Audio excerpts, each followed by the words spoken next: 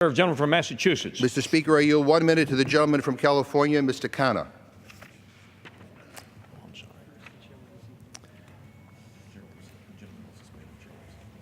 Gentleman will suspend briefly. The chair will receive a message. Mr. Speaker, a message from the Senate. Mr. Speaker, Madam Secretary.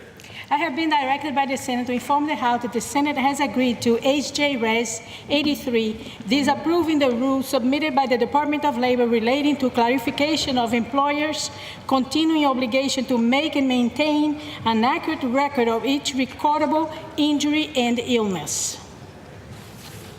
Gentleman from California is recognized for 1 minute. Thank you, Mr. Speaker. Thank you, Mr. McGovern, for your leadership and yielding. When the president campaigned, he said he wanted more benefits, more coverage, and lower premiums. Since he got to the White House, he said, well, health care is complicated, and they have tried to create a bill with the Republicans cobbling every special interest group and every faction. But the president knows it doesn't have to be complicated. He knows the solution. In 2000, he wrote that the Canadian plan, single-payer plan, helps Canadians live longer and healthier than Americans. There are fewer medical lawsuits, less loss of labor to sickness, and lower costs to companies for paying for medical care for their employees. He wrote further that we as a nation need to re-examine the single-payer plan, and he advocated for a single-payer plan. Mr. President, what has changed? You know what the solution is. If you're serious about health care, work with folks like Senator Sanders, Congressman Welch, and others, and offer a real solution to the American people. Gentleman from Texas. Mr. Speaker, I reserve my time. Gentleman's time is reserved. Gentleman from Massachusetts. Mr. Speaker, I yield 1 minute to the gentleman from Rhode Island, Mr. Cicilline. Gentleman from Rhode Island is recognized for 1 minute. Thank you, Mr. Speaker. I thank the gentleman for yielding. You know, we've heard this legislation described as a rescue mission and an act of mercy. Don't insult the intelligence of the American people. This bill is the cruelest and most immoral piece of legislation I've seen since I arrived in Congress. It will rip insurance from 24 million hardworking Americans, including 60,000 Rhode Islanders. It will put $600 billion in tax breaks into the hands of the powerful, wealthy special interests. This is not a health care bill. This is a tax cut bill. Let's call it what it is. It's going to produce higher costs, higher premiums, more out-of-pocket expenses. It imposes a crushing age tax on older Americans. It ransacks funds that seniors rely on for long-term care, and it will destroy nearly 2 million jobs. All of this harm to the American people, to settle a political score and to reward your friends and wealthy special interests. Shame on President Trump and shame on the Republican Party for doing this to the American people. And with that, I yield back. Gentleman from Texas. Mr. Speaker, thank you very much. What a shame the gentleman was not here to vote for the Affordable Care Act when it took hold several years ago, and he would have known this is a bad deal. Mr. Speaker, even the American people cannot be fooled. The American people saw Obamacare, the Affordable Care Act, waste billions of dollars simply to try and put together a computer system. Mr. Speaker, the American people understand it was a tax bill. It is about using the IRS, and they were going to add 17,000 employees literally to beat the brains out of the American people, to force them into having health care from Washington. Mr. Speaker, no wonder Republicans won the majority several years ago. No wonder Republicans have saved the American people, not only from the IRS, but the massive taxes that were embedded within this huge government takeover of our health care system. And the bottom line is, my colleagues have not yet met a tax they wouldn't be for. They've not yet built and grown these massive government organizations to the tune that they want to force the American people to do things. And they're having a difficult time understanding today why the American people, if given a choice and an opportunity and an advantage that would be fair, for all Americans to have a tax credit, why that is something that people really want to see. Mr. Speaker, Mr. Trump may or may not have contemplated every single part of the health care issue. But I'll tell you what he did understand, and that is draining the swamp from a system that takes away your freedom, saps the economic growth and vitality of this country, and one that empowers the Internal Revenue Service is a bad idea. Mr. Speaker, having to qualify by going through the IRS to look at your records first to determine whether you qualify for a subsidy should be an embarrassment, and it was seen that way by the American people. To guess at how much money and work you would have during the year, and then if you're wrong, pay up. Mr. Speaker, it was a system that did not work because many, many, many physicians across this country and many hospitals simply do not take Obamacare. They're acting like it was a gift from God.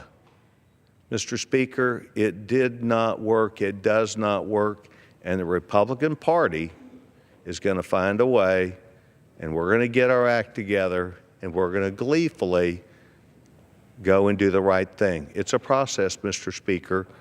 It's a long process. It actually does take the House, the Senate, and the President, and we're going to get our job done. I reserve my time. Gentleman's time is reserved. Gentleman from Massachusetts, let me remind the gentleman he has 10 minutes remaining in this debate. Gentleman from Texas has 3. Okay. Gentleman is recognized. Well, thank you, Mr. Speaker. And let me just say, I feel bad for the gentleman from Texas for having to defend this lousy rule and this lousy bill all by himself. We have so many speakers here, we don't have enough time to accommodate them all. So I'd like to yield 1 minute to the gentleman from California, Mr. McNerney. Gentleman from California is recognized for 1 minute. Well, I thank the gentleman from Massachusetts. And I want to say, Mr. Speaker, since the ACA was enacted, California's uninsured rate has dropped by 54%. Over 263,000 people have gained coverage in the 3 counties in my district. But now my Republican colleagues want us to pass a replacement bill that will strip away health care from 24 million people, Americans. Trump Care guts Medicare program and creates a new pre-broken system that rations health care for more than 76 million Americans. In my district alone, more than 64,000 people will lose coverage because of the provisions of the Republican replacement bill. It will take money away from our hospitals, eliminate 4,000 jobs in San Joaquin County alone. Working and middle-class families will be forced to pay more for less. This will increase healthcare costs and decrease the quality of coverage available. Americans deserve access to quality healthcare coverage and healthcare that they can afford. I ask my Republican colleagues to withdraw this terrible bill and work across the aisle for once to improve the ACA that benefits all Americans. I strongly oppose this bill and urge my colleagues to vote no. Gentleman from Texas Mr. Speaker, I reserve my time. reserves his time. Gentleman from Massachusetts. Mr. Speaker, I yield 1 minute to the gentleman from Maryland, Mr. Raskin. Gentleman from Maryland is recognized for 1 minute. Mr. McGovern, thank you very much, Mr. Speaker. We're here to discuss the rule for voting on Trump Care or Ryan Care or whatever they're calling it today based on whoever's willing to put their name to it. But we learn upon arrival at work, the rules are, there are no rules. It's Lord of the Flies Day here in the House of Representatives. They want to make us vote on a bill that no one's even read. No one can find it. Anything goes. The whole process has been a disaster, a debacle, a mockery of democracy. No hearings, no witnesses, no experts, no process, no deliberation, and now no bill even. But the American people are saying no way. The polls show people are turning dramatically against that wreck of legislation that is missing in Washington today. Yesterday, we heard about the Buffalo bribe, the Hudson hustle, the Kinderhook kickback, every manner to try to round up votes from members who know their political careers are in danger for going anywhere near this bill. And that what do they propose to do? What we know is they want to kick 24 million Americans off their health care, destroy Planned Parenthood, and transfer $600 billion up the wealth ladder in the United States. I yield the gentleman additional 30 seconds. Gentleman is recognized for an additional 30 seconds. Thank you very much. This legislation, however it turns out today, will crash the system, which is what their chief strategist, Steve Bannon, has said he wants to do. If a foreign power like the Russians proposed to do this to America, we would consider it an act of aggression and war against the American people. This bill is not a rescue mission, as they say. It is a wrecking ball, and we should put it to bed once and for all today. Thank you, Mr. Speaker. Gentleman from Texas reserves. Gentleman from Massachusetts. I yield 1 minute, Mr. Speaker, to the gentleman from Vermont, Mr. Welsh. Gentleman from Vermont is recognized for 1 minute. Mr. Speaker, and to my friends on the Republican side, you've got the perfect bill. It cuts taxes $800 billion, largely at the high end. It cuts 24 million people off of health care. And it ends the Medicaid entitlement. What's the problem? Bring your bill up here. Now, what you have is not a health care bill. You have a tax cut bill masquerading as a health care bill. And your hesitation is the collateral damage that you're going to do to the people who voted for you will become clear. To the hospitals in rural America we need, that damage will become clear. To the folks 50 to 64 who are going to get hammered at a point in their life when more than ever they need health care, you're going to stick it to them. The people who supported you, the people who believed in you, are the people you are turning your back on. I say, bring your bill up here, vote it, take ownership of what it is you are doing. I welcome your courage in telling rural America that they don't Gentleman's time matter. has expired. I yield Members back. are also advised to direct your remarks to the chair. To the chair. Thank you. Gentleman from Massachusetts. Mr. Speaker, I yield 1 minute to the gentlewoman from Florida, Ms. Castor. Gentlelady from Florida is recognized for 1 minute. I thank the gentleman. I'm compelled to come to the floor this morning to urge my Republican colleagues to stop hiding the Trump Care bill. The American people and their representatives deserve to know what is in the bill. But here's what we know so far. It rips coverage away from millions of our neighbors back home. It is a massive tax or cost increase for people's insurance, whether you have it through healthcare.gov or through your private employer. It imposes a significant age tax on our older neighbors back home. It cuts Medicare, shortens the life of the Medicare Trust Fund. It breaks the fundamental guarantee we have with our neighbors back home who are Alzheimer's patients, children with complex conditions, the disabled under Medicaid, all to give a massive tax break to the wealthiest folks in America. That is a failure in vision, it's a failure in values, and this bill should be hidden forever. Gentleman from Texas reserves. Gentleman from Massachusetts. I yield 1 minute to the gentlewoman from New York, Ms. Maloney. Gentlelady from New York is recognized for 1 minute.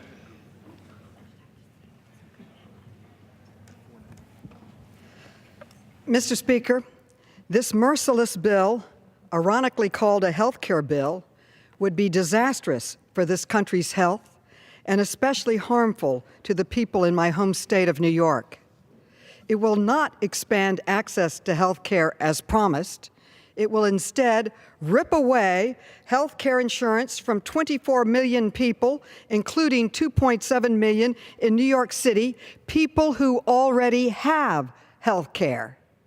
And it will not make premiums more affordable, as promised. It will instead raise premiums across this nation. Premiums in New York would go up an estimated $1,000 next year alone. And it cuts all federal funding for a year for Planned Parenthood clinics, which serves women in need across this country. And to make an already bad bill even worse, this bill cuts nearly $5 billion in funding for New York's hospitals that serve some of our most vulnerable people. Voting for this bill is voting to cause sure and certain harm to millions of Americans. I urge a no vote. Gentleman from Massachusetts. Mr. Speaker, I yield 1 minute to the gentleman from Texas, Mr. Doggett. The gentleman from Texas is recognized for 1 minute.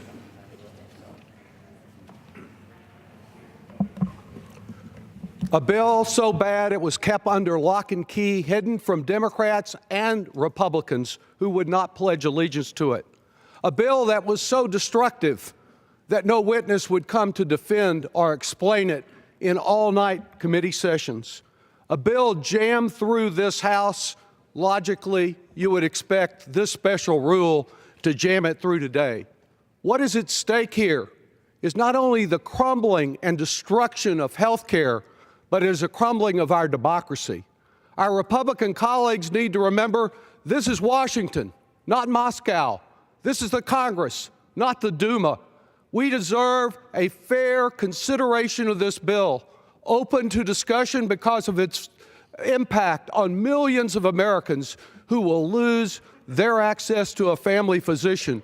These heavy-handed tactics reflect the fear of the American public getting an opportunity to look thoroughly at this bill and understand what it does to each family affected. I urge rejection of the rule. Gentleman from Texas reserved. Gentleman from Massachusetts. Let the chair remind both sides the majority side has 3 minutes remaining. The minority side has 3.5 minutes remaining. Okay. Mr. Speaker, I yield 1 minute to the gentleman from Georgia, Mr. Johnson. Gentleman from Georgia is recognized for 1 minute. Thank you, Mr. Speaker. Today, the Republicans are doing something that goes against what was promised in the campaign, and that was that everyone would have insurance, the insurance would be better, and it would cost less. But instead, we're going in the opposite direction. Less people are going to have insurance, 24 million being kicked off. It's going to cost more for the insurance, and you're going to get less insurance coverage for what you're paying for. It's a total disaster what they're trying to do here, and today they're going to meet with the Freedom Caucus at 11:30, I understand, over at the White House, so the bill is going to get worse. Can you imagine that? If you got fooled the first time, don't get fooled again. If someone tells you something that you know is not true, or that you thought was true and you find out it's not true, don't fall for it again, ladies and gentlemen. It's time for change in America. Thank you, and I yield back. Gentleman from Texas continues to reserve. Gentleman from Massachusetts. Can I inquire from the gentleman from Texas how many more speakers he has on his side? I appreciate the gentleman asking. We have no additional speakers except myself who would close for the Republican Party. Right, thank you. Mr. Speaker, Mr. Speaker, I want to ask unanimous consent to enter into the record the article from today's New York Times entitled, "Late GOP Proposal Could Mean Plans That Cover Aromatherapy But Not Chemotherapy." Without objection. Mr. Speaker, I'd be delighted if we had actual text to look at right now, but instead we're forced to rely on news reports, and what I'm reading in the news is not good. This article that I just inserted in the record also quotes a Harvard professor who says, think of this as the if you have rheumatoid arthritis, you should pay $30,000 provision. The article says we can go back to a world where insurers can simply tell the mother of a mentally ill child that she couldn't buy insurance. You know, it's ironic that the Republicans want to take away a woman's choice about her pregnancy, and then it looks like they're going to take away any insurance she needs for prenatal care or maternity care. What are we doing here, Mr. Speaker? What will we be asked to vote on later today? If these sort of dangerous ideas are being considered, we and the American people deserve to know. 24 million Americans are going to lose their insurance under the proposal that the Republicans are considering. People will pay more and get less. There'll be huge tax cuts for the rich. And we don't even know, we don't even have the final text. This is awful. This is unacceptable. I will remind my colleagues that this is about the American people. Put the people of this country ahead of your party, ahead of your ideology, and ahead of this president who just discovered that health care is complicated. This is a life or death issue for many in this country. Health care is very, very personal. Don't take it away from people. Let's work in a bipartisan way to make the improvements in the Affordable Care Act that we all know need to be made. But don't just tear apart a health care system that's providing an additional 20 million Americans health insurance. Please don't do this. Slow down. Provide us the text of the bill. Let's have hearings. Let's bring the American people into the Congress and listen to what they have to say. Listen to your own constituents, what they've been saying to you in town halls. They don't want what you're selling here today. They don't want your rescue plan. They want health care for them and their families, and that's what they deserve. So please vote down this martial law rule and go back to the drawing board. I reserve the balance. I yield back the balance of my time. Gentleman yields back his time. Gentleman from Texas with 3 minutes to close. Mr. Speaker, thank you very much. 7 years ago, Mr. Speaker, this town was abuzz with this new health care plan, the Affordable Care Act that was signed by the President of the United States. We were promised enormous opportunity to make health care better. Mr. Speaker, fortunately, the American people had a chance to make a decision. And the American people, after watching and seeing not only people incapable of putting databases together, incapable of understanding marketplaces, incapable of understanding the limits of the American people's really need to understand and to have a better health care system, gave up on Obamacare, the Affordable Care Act. They gave up on it because after 7 long years, they understood it simply didn't equal what they were sold. Republican Party is selling what we believe in, and this is the beginning of that sell. It's a beginning of an understanding for most members of this body and the American people to understand you can keep your own doctor. You can keep your own health care plan, but you too can make your own decisions. You can become a consumer. Oh my gosh, somebody from Washington isn't going to tell us exactly what to do. Let's scare everybody. Let's make them think that the American people can't make their own decisions without the IRS or Washington tell them what to do. I understand there's some frustrations. I get that. I could be frustrated. I'm not. It is true. Last week I held a town hall meeting in Dallas, Texas. It is true. A bunch of people yelled and screamed at me. They simply wanted to know yes or no. Yes or no. Mr. Speaker, policy is not like that in our country. The Republican Party does owe people thoughts and ideas and plans, and we will have the bill, and when we do it, we will own it, and we'll be proud of it. And that's where things stand. As of about 10:30 this morning, the House finishing debate on that same-day rule that would allow the health care legislation to come up any time between now and Monday, giving the leadership certainly more wiggle room or flexibility in bringing up that legislation.